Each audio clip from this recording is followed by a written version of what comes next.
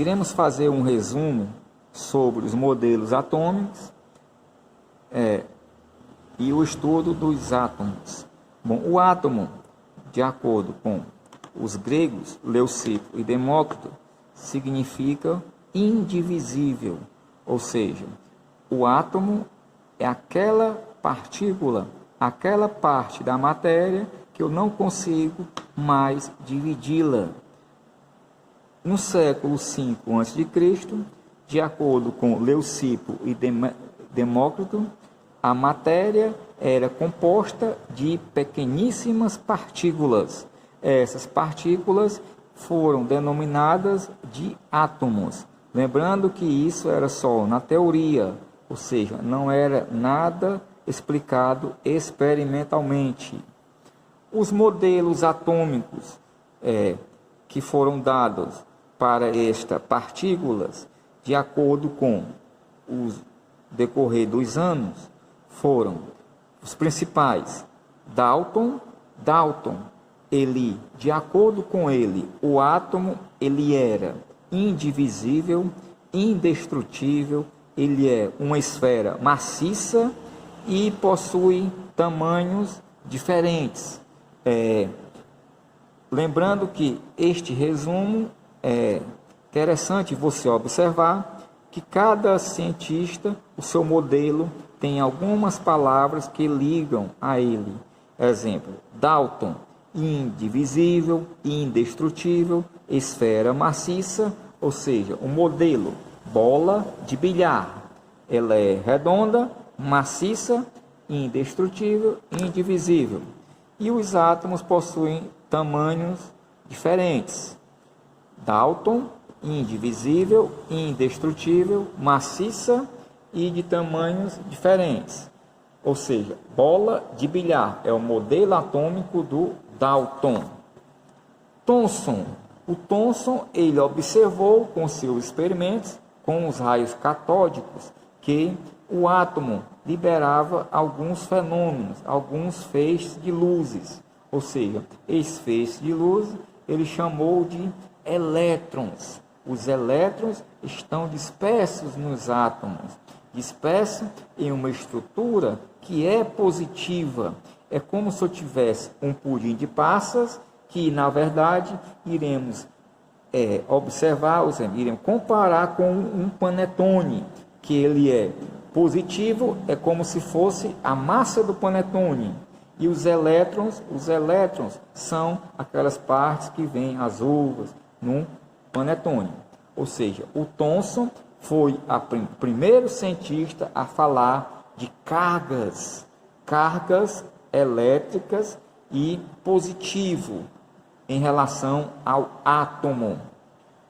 Modelo do Thomson, pudim de passas. Do Dalton, bola de bilhar.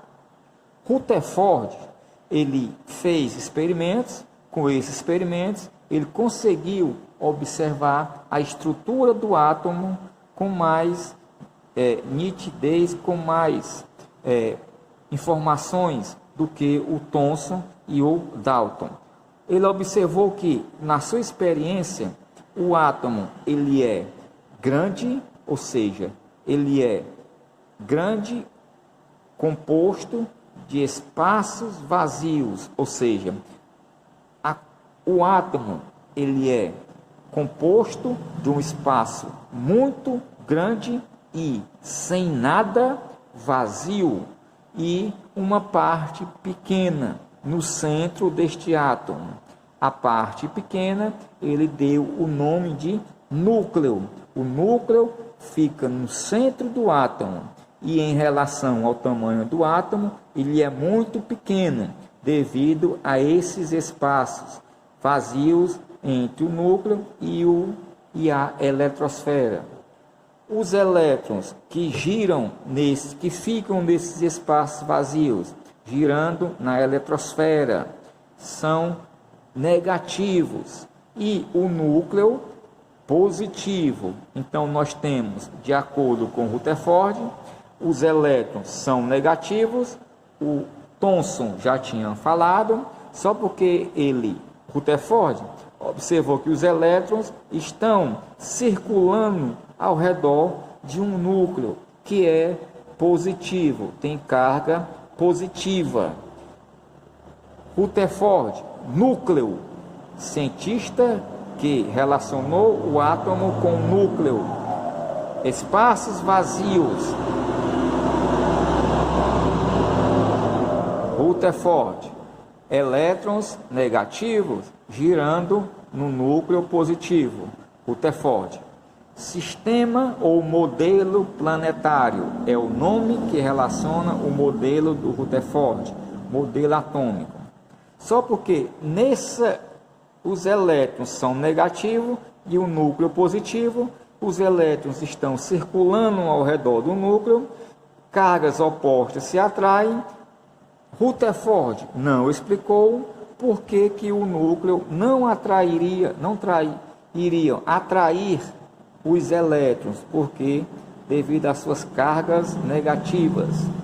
Bohr, ele aperfeiçoou o modelo do Rutherford.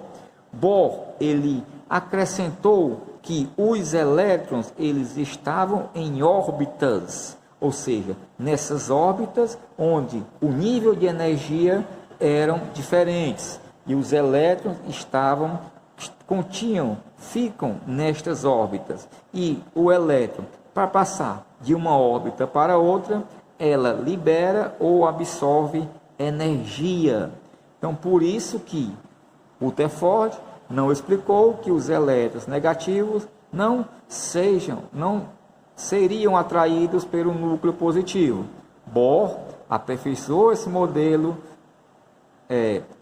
dizendo, ou seja, observando que os elétrons ficam em órbitas. Essas órbitas, ou seja, níveis de energia. Cada nível, uma quantidade de energia. Se um elétron passar de uma órbita para outra, ele irá absorver ou liberar energia, no caso, na volta da sua órbita anterior.